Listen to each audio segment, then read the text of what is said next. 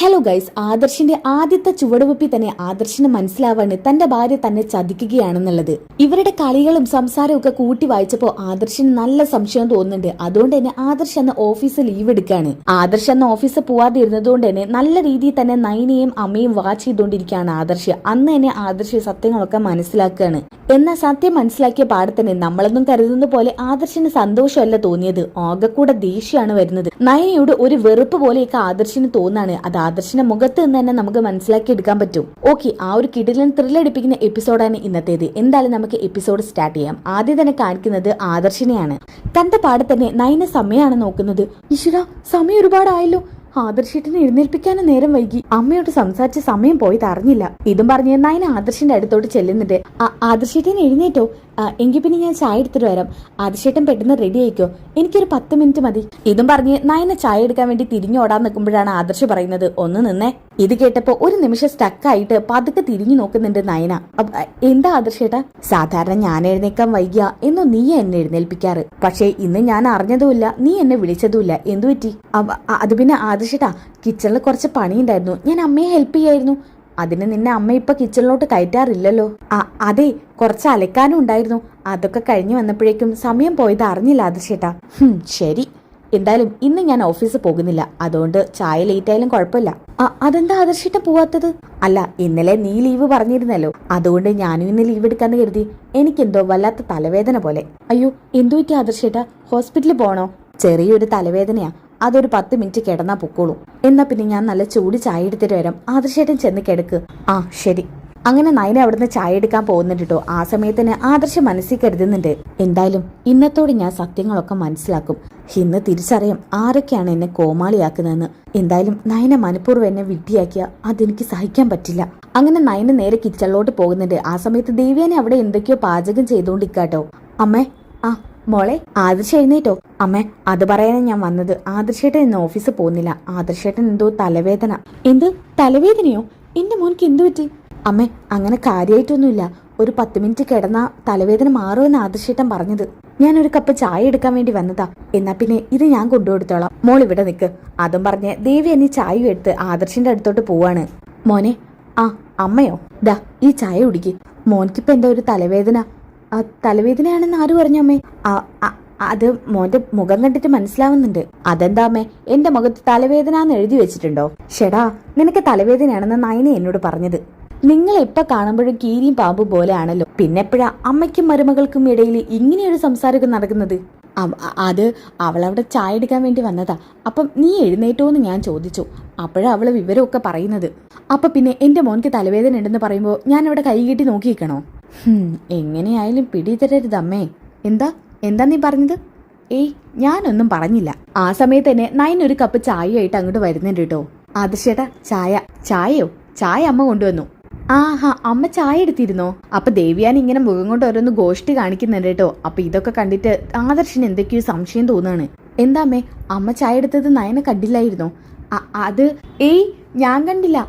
അമ്മ ചായ എടുത്ത് ഇങ്ങോട്ട് പോകുന്നത് ഞാനെങ്ങനെ കാണാനാ? അമ്മയെ ഞാൻ കണ്ടിട്ട് പോലുമില്ല. അപ്പൊ അമ്മയല്ലേ ഇപ്പൊ എന്നോട് പറഞ്ഞത് നയന തലവേദനയാണെന്ന് പറഞ്ഞിട്ടാണ് ചായ എടുത്തോണ്ട് വന്നതെന്ന്? ഇത് കേട്ട് നയന ആകെ ഷോക്കാവാണ് കേട്ടോ. അപ്പൊ നയന ഇതൊന്ന് തിരുത്തി പറയണ്ടേ, അതിനുവേണ്ടി പറയുന്നുണ്ട്. അത് പിന്നെ ആദർശേട്ടാ, അപ്പം ഞാൻ അമ്മയെ കണ്ടു. അപ്പം ഞാൻ പറഞ്ഞിരുന്നു തലവേദനയുടെ കാര്യം എന്ന് കരുതി ചായ എടുത്തോണ്ട് വരുന്നു ഞാൻ കരുതിയില്ല. അതെ, ഞാനും നീ ചായ എടുത്തോണ്ട് വരുന്നു കരുതിയില്ല. അത് കുഴപ്പമില്ല അമ്മേ, അമ്മ ചായ എടുത്താൽ ഇനിയിപ്പോ ഇത് വേറെ ആർക്കെങ്കിലും കൊണ്ടു കൊടുക്കാം. എങ്കിൽ മോൾ ചെല്ല്. മോളോ? അമ്മ നയനയെ മോളെന്നൊന്നും വിളിക്കാറില്ലല്ലോ. അത് പിന്നെ ഇവളുടെ വീട്ടുകാർ ഇവളെ സ്നേഹിക്കണമെന്ന് പറഞ്ഞല്ലേ ഇങ്ങോട്ട് പറഞ്ഞയച്ചത്. ഇടയ്ക്കൊക്കെ എന്തെങ്കിലും സ്നേഹം കാണിക്കണമല്ലോ. എന്തായാലും എൻ്റെ ഉള്ളിൽ അവളോട് സ്നേഹമൊന്നുമില്ല. ഇതും പറഞ്ഞ ദേവേനെ അവിടുന്ന് പോകുന്നിട്ടോ. ആ സമയത്ത് ആദർശ് പറയുന്നുണ്ട്, എന്തായാലും രണ്ടുപേരും എത്രത്തോളം പോകുമെന്ന് എനിക്കൊന്ന് കാണണം. ഏതായാലും ഒരു കാര്യം മനസ്സിലായി, എന്തോ രണ്ടുപേരും ഞാൻ അറിയാതെ മനസ്സിൽ ഒളിപ്പിച്ചു വെക്കുന്നുണ്ട്. ഓക്കെ, ഇനി അതൊക്കെ കഴിഞ്ഞിട്ട് കാണിക്കുന്നത് നന്ദിനെയും അനിയാണ്. അപ്പൊ നന്ദു പറയുന്നുണ്ട്, അനി, എന്തിനാ നീ ഇങ്ങനെ കൂടെ എന്നെ കാണുന്ന പറഞ്ഞ് വാശി പിടിക്കുന്നത്? ഇതേ ക്യാമ്പിന് പോകുന്ന മുന്നേയുള്ള അവസാനത്തെ കാഴ്ചയാണിത്. അതെന്താ നന്ദു, ഇനിയും 2 ദിവസമല്ലേ പോവാൻ? അതിനു മുമ്പേ എനിക്ക് നന്ദുവിനെ വന്ന് കണ്ടൂടെ? അനി, ഇനിയും നമ്മൾ ഈ സൗഹൃദം മുന്നോട്ട് കൊണ്ടുപോകുന്നത് നല്ലതല്ല. അതത്ര നല്ലതായിട്ട് എനിക്ക് തോന്നുന്നില്ല. അതുകൊണ്ടാണ് ഞാൻ അങ്ങനെ പറഞ്ഞത്. നന്ദു, നീ എന്താ പറഞ്ഞോണ്ട് വരുന്നത്? നമ്മുടെ സൗഹൃദം അർത്ഥം മാറ്റണം എന്നാണോ? അങ്ങനെ അല്ല അനി. അനാമികയ്ക്ക് ഇഷ്ടമില്ലാത്ത പക്ഷം നമ്മൾ ഒറ്റയ്ക്കുള്ള ഈ കൂടിക്കാഴ്ച അവസാനിപ്പിക്കണം. അത് മാത്രമല്ല, എപ്പോഴും അനിയുടെ ഈ വിളി ഒന്ന് അവസാനിപ്പിക്കണം. ഇടയ്ക്കിടയ്ക്ക് അനി ഇങ്ങോട്ട് വിളിക്കണ്ട. എനിക്ക് എപ്പോഴെങ്കിലും അനിയോട് സംസാരിക്കാൻ തോന്നുമ്പോൾ ഞാൻ അങ്ങോട്ട് വിളിച്ചോളണ്ട്. ഓഹോ, അപ്പൊ ശരി. നിനക്ക് നിന്റെ വഴി, എനിക്ക് എന്റെ വഴി. അതാണ് നീ പറഞ്ഞോണ്ട് വരുന്നത് അല്ലേ? ആരാ നിന്റെ മനസ്സ് വീണ്ടും വിഷം കുത്തിവെച്ചത്? എനിക്കറിയണം. ആരാ നന്ദു? ആരും എന്റെ മനസ്സിൽ വിഷം കുത്തിവെച്ചിട്ടൊന്നുമില്ല. ഞാൻ ഇന്നലെ അനിയുടെ വീട്ടിൽ വന്നില്ലേ, ആ സമയത്ത് അനാമികയുടെ സ്വഭാവത്തിൽ നല്ല മാറ്റം ഉണ്ടായിരുന്നു. അവൾ ഇപ്പൊ എന്നെ പഴയ പോലെ ശത്രുവായിട്ടൊന്നും കാണുന്നില്ല. ഇപ്പൊ നല്ല സൗഹൃദത്തോടെയാ സംസാരിക്കുന്നത്. എനിക്ക് ഭക്ഷണം ഇട്ട് തരുന്നു, എന്നോട് നല്ല രീതിയിൽ സംസാരിക്കുന്നു. അനാമികയുടെ സ്വഭാവത്തിൽ ഒരുപാട് മാറ്റം വന്നിട്ടുണ്ട്. വെറുതെ ഇനിയും നമ്മൾ തമ്മിൽ ഇങ്ങനെ സൗഹൃദം സ്ഥാപിക്കുകയും ഇങ്ങനെ കാണുകയൊക്കെ ചെയ്യുന്നത് അവള് പുറത്തെവിടെയെങ്കിലും വെച്ച് കണ്ടു കഴിഞ്ഞാൽ അനാമികയ്ക്ക് അത് എത്രത്തോളം വിഷമാവും അനി? നന്ദു, നീ ഇതൊക്കെ വിശ്വസിച്ചിരിക്കുകയാണോ? ഇതൊക്കെ അവളുടെ നമ്പറാ അനി. എനിക്ക് അങ്ങനെ തോന്നിയിട്ടില്ല. എന്തോ അനാമികയ്ക്ക് മാറ്റമുള്ള പോലെ എനിക്ക് തോന്നിയത്. അല്ല, അവളുടെ പിന്നിൽ ആരോ നിന്ന് കളിക്കുന്നുണ്ട്. അവളന്ന് ആർക്കോ വേണ്ടി സ്നേഹം നടിച്ചതാ. അല്ലെങ്കിൽ പിന്നെ നിന്നോടൊരു രീതിയിലും എന്നോടൊരു രീതിയിലും പെരുമാറേണ്ട ആവശ്യം അവൾക്കില്ലല്ലോ.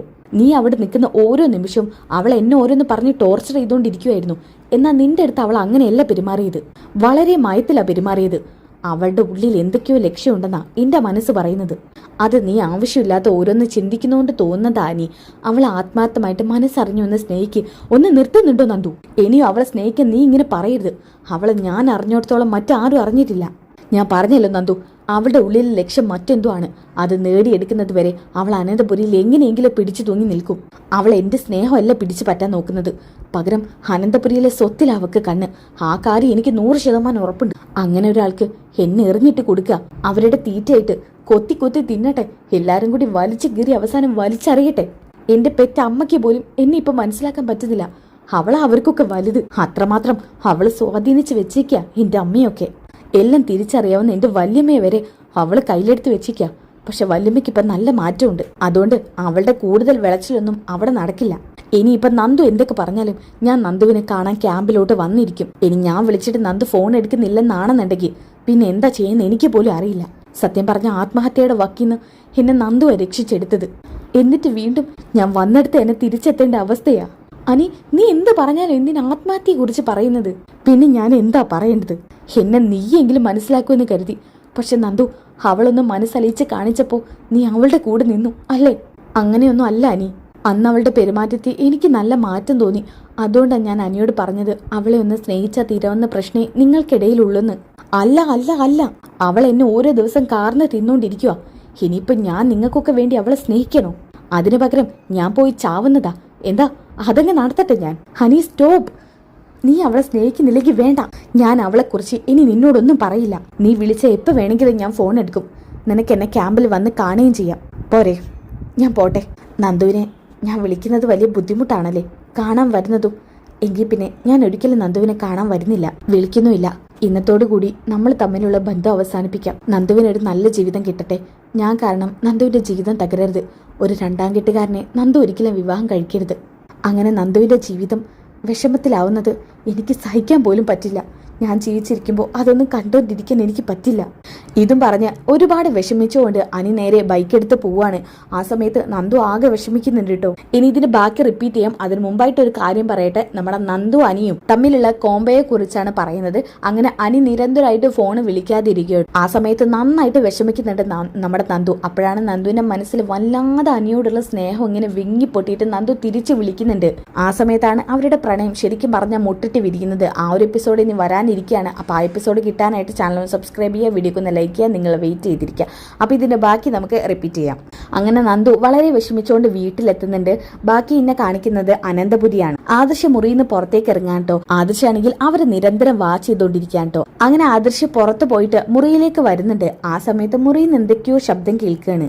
അതായത് ആദർശ് താഴേക്ക് ഇറങ്ങി തക്കം നോക്കിയിട്ടാണ് ദേവയാനി നയനയെ കാണാൻ വേണ്ടി മുറിയിലോട്ട് ചെല്ലുന്നത്. അങ്ങനെ അവര് സംസാരിക്കുന്നതൊക്കെ ആദർശ് മുഴുവനായിട്ട് അവിടെ നിന്ന് കേൾക്കുകയാണ് കേട്ടോ. എന്തായാലും ആ സംസാരം കേട്ടുകൊണ്ടാണ് ആദർശ് മുറിയിലോട്ട് കടക്കുന്നത്. ആ ടൈമിന് ആദർശിനെ പറ്റിച്ചുകൊണ്ട് ദേവയാനിയും നയനിയും തമ്മിൽ പരസ്പരം സ്നേഹിക്കുകയാണ് കേട്ടോ. ഈ കാഴ്ച കണ്ട പാടത്തിന് ആദർശ് മറഞ്ഞു നിൽക്കുന്നുണ്ട്. മോളെ, ആദർശ് ഇന്ന് ഇവിടെ ഉണ്ടായതുകൊണ്ട് സത്യം പറഞ്ഞാൽ മോളെ എനിക്ക് ഒന്ന് കാണാൻ പോലും മര്യാദയ്ക്ക് പറ്റിയിട്ടില്ല. എന്ത് ചെയ്യാനാ അമ്മേ? അമ്മയുടെ കൂടെ ഇന്ന് കുറച്ചേരം സ്പെൻഡ് ചെയ്യാന്ന് കരുതിയാ ഞാൻ ലീവ് എടുത്തത്. അപ്പൊ ആദർശത്തിന് വയ്യാതായില്ലേ? അതെ, അവനല്ലെങ്കിൽ ഒരു പ്രശ്നവും ഉണ്ടാവാറില്ല. ഇന്നെന്തോ ഒരു ബുദ്ധിമുട്ട്. മോളെ, ആ ജലജിയും ജാനകിയും ഒന്നും പറയുന്നത് മോൾ കൈകെട്ടി നോക്കി നിൽക്കൊന്നും വേണ്ട കേട്ടോ. ഇനി അവർ പറയുന്നതിനൊക്കെ നല്ല ചുട്ട മറുപടി കൊടുക്കണം. എന്നാൽ ഇതൊക്കെ ആദർശം നന്നായിട്ട് കേൾക്കുകയാണ് കേട്ടോ. അപ്പം ഞാൻ കരുതിയ പോലെ തന്നെ ഇവർ രണ്ടുപേരും ഒന്നായിട്ടുണ്ട്. സത്യങ്ങൾ അമ്മ അറിഞ്ഞു. എന്നോ ഇവർ രണ്ടുപേരും പരസ്പരം മനസ്സിലാക്കി. എന്നാലും നയനയോട് ഞാൻ എൻ്റെ എല്ലാ കാര്യങ്ങളും തുറന്നു പറയുന്നതാ. രണ്ടുപേരും എന്നെ വിഡ്ഢിയാക്കി ദിവസം മുന്നോട്ട് കൊണ്ടുപോയി. എന്നോടൊരു വാക്ക് പോലും പറഞ്ഞില്ല. എനിക്കിത് ക്ഷമിക്കാൻ പറ്റില്ല. ഞാൻ നയനയ്ക്ക് ഒരിക്കലും ഈ കാര്യത്തിൽ ക്ഷമ കൊടുക്കില്ല. ഇതും പറഞ്ഞ് ആദർശ് നേരെ മുറിയിലോട്ട് കയറി ചെല്ലുമ്പോൾ ദേവ്യാനെ ഇത് കാണാൻ കേട്ടോ. എടി, ഞാൻ നിന്നോട് ഒരു കാര്യം പറഞ്ഞാൽ അത് എനിക്ക് ചെയ്യാൻ പറ്റില്ലേ? അങ്ങനെ വീണ്ടും ഇവരുടെ ആക്ഷൻ കണ്ടിട്ട് ആദർശനാകെ ദേഷ്യ വരുന്നത്. അങ്ങനെ ആദർശ് അവര് കാണിക്കുന്ന ഗോഷ്ടിയൊക്കെ ഇങ്ങനെ കണ്ടോണ്ട് നിൽക്കാണ് കേട്ടോ. അമ്മ, അത് മിണ്ടരുത്. നിന്നോട് വല്ലതും പറഞ്ഞാൽ അത് നിനക്ക് ചെയ്യാൻ പറ്റില്ല അല്ലടി? അമ്മേ, ഞാൻ പറഞ്ഞല്ലോ, നിന്നോടൊന്നും മിണ്ടരുതെന്നല്ലേ ഞാൻ പറഞ്ഞത്. ആദർശിന്റെ കാര്യം നോക്കാനേ നിനക്ക് മാത്രമല്ല എനിക്കും അറിയാം. നേരത്തിന് ഭക്ഷണം കഴിക്കാൻ പറഞ്ഞ അതവള് ചെയ്യത്തില്ല. എന്നാ പിന്നെ അവന്റെ കാര്യം വല്ലതും നോക്കുന്നുണ്ടോ? അതും ചെയ്യത്തില്ല. അമ്മേ, ഇനി ഞാൻ ശരിക്കും ചെയ്തോളാം. നീ ചെയ്താൽ എന്ത്, ചെയ്തില്ലെങ്കിൽ എനിക്കെന്ത്? ഇതൊക്കെ കേട്ട് ആദർശിന് ദേഷ്യം എന്നിട്ട് ആദർശ് പറയുന്നുണ്ട്, അതെ, നിങ്ങൾക്ക് രണ്ടുപേർക്കും വഴക്കുണ്ടാക്കണമെങ്കിൽ പുറത്ത് എവിടെയെങ്കിലും പോയി വഴക്കുണ്ടാക്കിക്കോ. എന്റെ മുറിയിൽ നിന്ന് വഴക്കുണ്ടാക്കണ്ട, അല്ലെങ്കിൽ മനുഷ്യന് തലവേദനയാ. ആദർശേ, അമ്മയായാലും ഭാര്യയായാലും കൊള്ളാം, പുറത്ത് പോയിട്ടാവാം എല്ലാം, എന്റെ മുന്നിൽ വെച്ച് വേണ്ട. അപ്പൊ നയന പറയുന്നുണ്ട്, ആദർശേട്ടാ മിണ്ടരുത്, നീ എന്നോട് മേലെ മിണ്ടി പോരുത്. ആദർശേട്ടാ, ഞാൻ മിണ്ടരുതെന്നല്ല നിന്നോട് പറഞ്ഞത്. ഏത് സമയം എന്റെ അമ്മയായിട്ട് വഴക്കുണ്ടാക്കിക്കോളൂ. അപ്പൊ ഇത് കേട്ടപ്പോ ദേവ്യാനിക്ക് സങ്കടമാവുന്നുണ്ട് കേട്ടോ. ദേവ്യാനി പറയുന്നുണ്ട്, അത് പിന്നെ മോനെ, ഞാൻ അവളോട് വേണ്ട, എനിക്കറിയാം അമ്മയായിട്ട് ഇവൾ ഏത് നേരം വഴക്കുണ്ടാക്കാൻ വേണ്ടി ഓരോ കെട്ടുകഥകളുമായിട്ട് വരിക. നിന്നെ അമ്മ വീട്ടിൽ നിന്ന് വിളിച്ചോണ്ടെന്ന് കരുതിയിട്ട് നിനക്ക് അഹങ്കാരം കൂടിയോ? അതൊക്കെ നിന്റെ മനസ്സിൽ വെച്ചേക്ക്, ഇല്ലെങ്കിലേ നീ നിന്റെ വീട്ടിൽ പോയിരിക്കെ, ഇവിടെ ആർക്കും ഒരു കുഴപ്പമില്ല. ഇതൊക്കെ കേട്ടിട്ട് നമ്മുടെ നയനയ്ക്ക് നല്ല വിഷമാവുന്നുണ്ട് കേട്ടോ. ആ സമയത്ത് ദേവ്യാനിക്ക് ആകെപ്പാട് സങ്കടാവാണ്. കാരണം അവര് തമ്മിൽ ഇങ്ങനെ നിൽക്കുന്നത് ദേവ്യാനിയെ സംബന്ധിച്ചിടത്തോളം ഭയങ്കര വിഷമമുള്ള കാര്യമാണ്. മോനെ ആദർശേ, ഞാൻ കാരണം നീ നിന്റെ ഭാര്യയോട് വഴക്കിടല്ലേ, ഞാൻ ഇവിടത്തെ പോവാം. എനിക്ക് നയനോട് ഒരു വിരോധവും ഇല്ല. മോൻ അതിന്റെ പേരും പറഞ്ഞ് നയനെ വെറുതെ കുറ്റപ്പെടുത്തണ്ട. ഞാനും ഒന്നില്ലെങ്കിൽ ഇതിന് കാരണക്കാരി തന്നെയാ. എന്റെ അമ്മ ആവശ്യമില്ലാതെ ഒന്നിനെയും കുറ്റപ്പെടുത്തില്ലെന്ന് എനിക്കറിയാം. എല്ലാം ഇവള് കാരണമാവും ഉണ്ടാകുന്നത്. എന്നാൽ ഇതൊക്കെ കേട്ടിട്ട് ദേഷ്യം സങ്കടവും ഒക്കെ അടക്കി പിടിക്കാൻ കഴിയാതെ നിൽക്കുകയാണ് നമ്മുടെ നയന. ആദർശേട്ടാ, എന്ത് തെറ്റ് ചെയ്തിട്ടാ എന്നെ മാത്രം കുറ്റപ്പെടുത്തുന്നത്? പിന്നെ ഏത് സമയം നീ എന്റെ അമ്മയായിട്ട് വഴക്കടിക്കുന്നതാ ഞാൻ കണ്ടോണ്ട് നിൽക്കുന്നത്. അപ്പൊ പിന്നെ ഞാൻ നിന്നെ തലയിലെടുത്ത് വെക്കണം? എനിക്ക് എന്റെ അമ്മ എന്ന് പറഞ്ഞ ജീവനാ, നീ എനിക്ക് ജീവൻ തന്നെയാ. പക്ഷേ നിങ്ങൾ തമ്മിൽ ഇങ്ങനെ വഴക്കൂടുമ്പോൾ എനിക്ക് എന്റെ അമ്മയെ സപ്പോർട്ട് ചെയ്യാൻ പറ്റൂ. അതെന്താ, അപ്പൊ ഭാര്യയായി എന്നെ സപ്പോർട്ട് ചെയ്യാൻ പറ്റില്ലേ? പറ്റില്ലെന്ന് കൂട്ടിക്കോ. മനുഷ്യനായാലേ കുറച്ച് അഹങ്കാരം കുറയ്ക്കണം. നിനക്ക് കുറച്ചല്ല, കുറച്ച് കൂടുതൽ അഹങ്കാരം ഉണ്ട്. ആ സമയത്ത് നയനിങ്ങനെ മനസ്സിൽ കരുതുന്നുണ്ട്, ആദർശേട്ടൻ എന്താ പെട്ടെന്നൊരു മാറ്റം? ഇനി ഞാനും അമ്മയും സംസാരിക്കുന്നതെങ്ങാനും ആദർശേട്ടൻ കേട്ടോ? നീ ആലോചിക്കുന്ന എന്താന്ന് എനിക്ക് നന്നായിട്ട് മനസ്സിലാവുന്നുണ്ട് കേട്ടോടി. ദേ ആദർശേട്ടാ, വെറുതെ എന്നോട് ദേഷ്യപ്പെട്ട് സംസാരിക്കണ്ട. സംസാരിച്ചാൽ നീ എന്ത് ചെയ്യും? എന്നെ വീട്ടിൽ നിന്ന് പുറത്താക്കോ? അതോ നീ ഡിസൈനർ സ്ഥാനം അങ്ങ് ഒഴിയോ?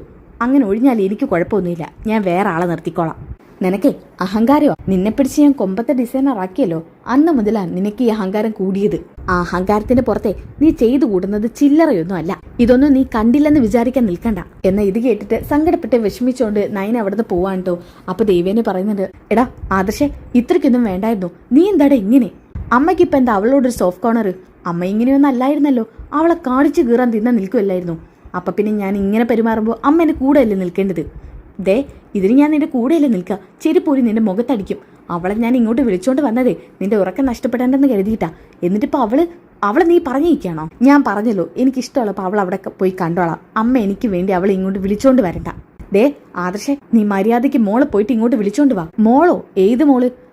അല്ല, അവൾ വെറുതെ ഇങ്ങനെ സങ്കടപ്പെടുത്തി പിണക്കണ്ട, അവൾ അവളുടെ വീട്ടിലോട്ട് പോവും. ഇതും പറഞ്ഞ് ദേവ്യാനി നയനയുടെ പിന്നാലെ തന്നെ ഓടുന്നുണ്ട് കേട്ടോ. അപ്പൊ ആദർശ് മനസ്സിൽ കരുതുന്നുണ്ട്, ഷോ പാവം, നയനയ്ക്ക് നല്ല വിഷമായെന്നാ തോന്നുന്നത്. എന്നാലും രണ്ടുപേരും എന്നെ പറ്റിച്ചതല്ലേ, കുറച്ച് കൊടുക്കാതിരിക്കാൻ പറ്റില്ല. എന്നെ അങ്ങ് കോമാളിയാക്കിയിട്ട് രണ്ടാളും കൂടി ഇവിടെ അങ്ങ് വാഴണ്ട. ഓക്കെ, ഇനി ഇതിന്റെ ബാക്കി എപ്പിസോഡ് ഞാൻ ഇന്ന് തന്നെ അപ്ലോഡ് ചെയ്യട്ടോ. അപ്പോൾ ആ എപ്പിസോഡും എന്റെ ചാനൽ സബ്സ്ക്രൈബ് ചെയ്യുക, വീഡിയോക്ക് ഒന്ന് ലൈക്ക് ചെയ്യുക, നെക്സ്റ്റ് എപ്പിസോഡ് ഒന്ന് കമന്റ് ചെയ്യുക. അടുത്ത വീഡിയോ കാണുന്നവരിക്കും എല്ലാവർക്കും ബൈ ഗായ്സ്.